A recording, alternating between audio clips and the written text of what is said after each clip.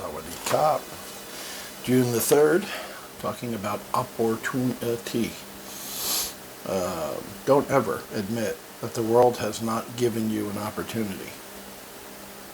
I'd say don't ever say the world has not given you an opportunity, because the opportunities are out there. Whether you recognize them and take advantage of them or not is another thing, but don't ever admit is a weird way to say it. So don't ever say that the world has not given you an opportunity. It's given you plenty. Opportunities are never just handed to you. They must be created. Oh, okay, so we talked a little bit about seeing them in the beginning and then creating them. Eventually I talked about, certain sports athletes who can create their own opportunities. They must be created. Opportunities abound for every individual in every walk of life. They may not be the opportunities that you prefer, but each opportunity of which you take advantage leads to bigger and better opportunities. Kind of one step at a time type deal. Physical and mental handicaps, oh dear,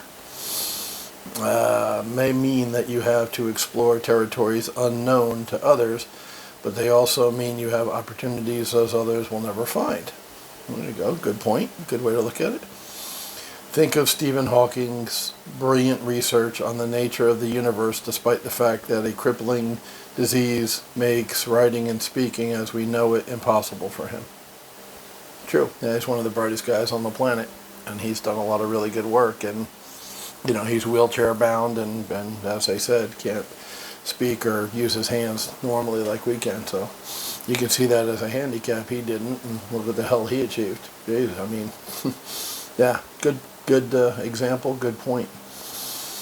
Those who approach their jobs and careers with enthusiasm always find plenty of opportunities, while those who complain about no one ever giving them a chance are merely observers of life. When you are determined that you will not allow others to determine your future for you, when you refuse to allow temporary setbacks to defeat you, you are destined for great success. The opportunities will always be there for you.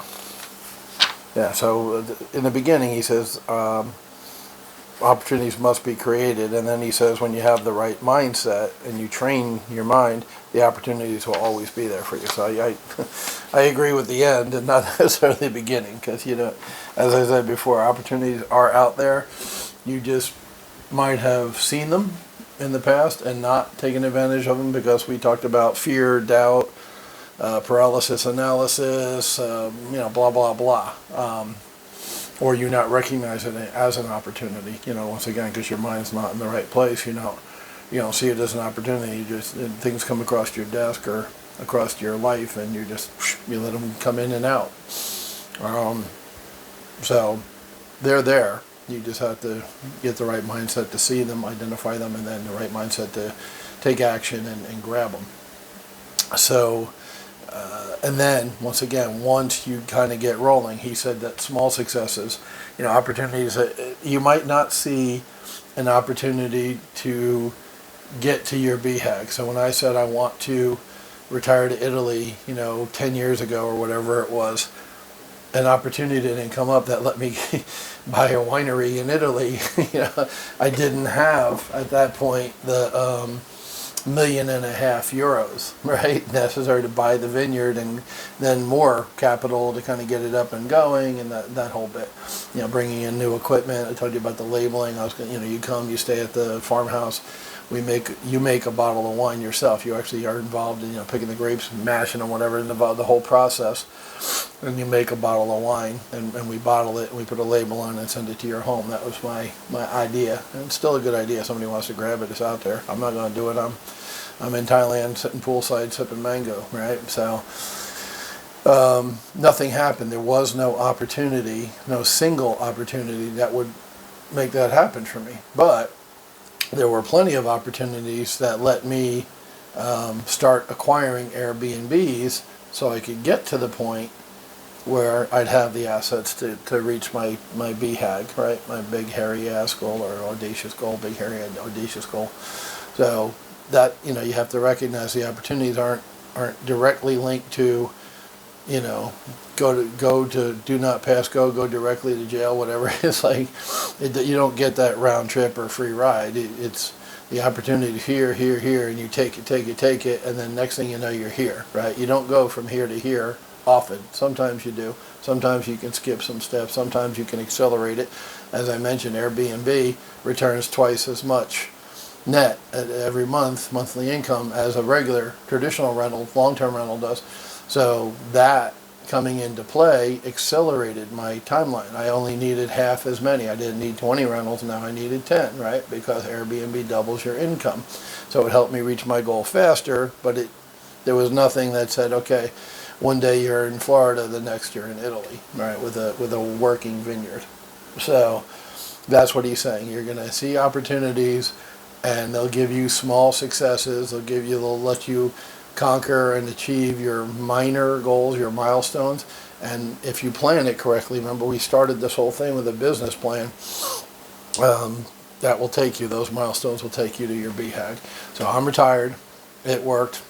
Not in Italy, in Thailand, that's okay. Course correction, I changed. You're allowed to change your mind. You're allowed to change your goal. I'm retired, right? So, and I'm having a blast. I'm having a really good time here. It's a great country. So, yeah, you can do it too. It's not hard. Just take advantage of the small opportunities that come along that you see and you can do. Don't bite off more than you can chew, right? So the small opportunities, take them, take advantage. I talked to a buddy of mine the other day, Jeffrey, not the one here, but in Florida, and he listened to some course or something where you go to sleep at night and it's still in your head. So the lady is talking to you while you're sleeping, and it goes into your subconscious. And he was pumped up and fired up, and I'm going to focus on me and success, and you could feel it. It was contagious. I mean, he was hyped up.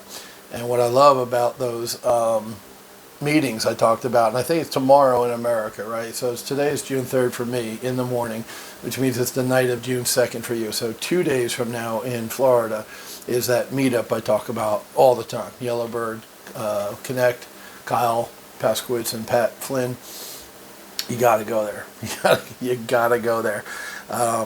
If you remember, I said I saw a post, I think what Pat said, we're expecting about 200 people. It was either Kyle or Pat put a post on Facebook saying, yeah, there should be about 200 people. And I was like, no way.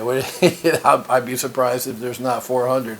Well, the other day, yesterday, I saw the invite, on their Facebook page thing, whatever, and it said 397 people interested or going. So I think I was right. I think they're going to double that number. I think they'll have 400 or more people show up at that place. I hope it has the capacity, because as I said, just before they closed down due to COVID, they were getting bigger and bigger and bigger every month. That thing was scaling up and just getting huge.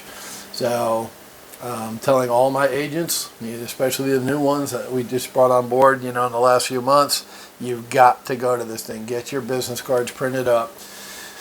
Get your phone number, your name out there, and go pass out cards and collect cards. Start building your network. And there is not a better place in Jacksonville to build your network than Yellowbird Connect. It's the granddaddy of them all. And it's only a year old. I mean, and they didn't even do a full year because of COVID. That is the place. That's the one everybody's going to, mainly because of Kyle's status in the community, right? Pat and Kyle have a great reputation. They're honest, they got integrity, and once again, they have a passion to teach, not a passion to take money from you like the other, areas seem focused on making money, selling books and tapes. It's an age-old thing, right? Going back to Robert Allen in the 1980s, doing infomercials where he sold books and tapes, right? Cassette tapes and books. And then now it's CDs and books. Or downloads, flash drives, everything digital, whatever. But they're still hawking books and tapes. They're what those people are selling, like Jack's Rhea with an A, Louise, that lady I talk about. What she's selling is a dream. Like, you want to be a real estate investor, come and pay me $300 and then pay $2,000 for a boot camp, and you'll be a real estate investor. Well, not necessarily. You might be. You do need information, but that's not the only way to get the information you need. If you look around, a lot of it's free. And, mentors and JVing, right, joint venturing. there's a lot of ways to get that information other than pay Jack Soria $300 a year to belong. So, yeah, good stuff today. You're not always going to reach your big goal right away. It is a series of steps. Look for the opportunities that will achieve those little steps of success. Take advantage of them. And success is a habit like everything else. So once you start having some, you'll crave more and work towards more and get more. That's just the way it works. I didn't make the rules. I just play the game like you.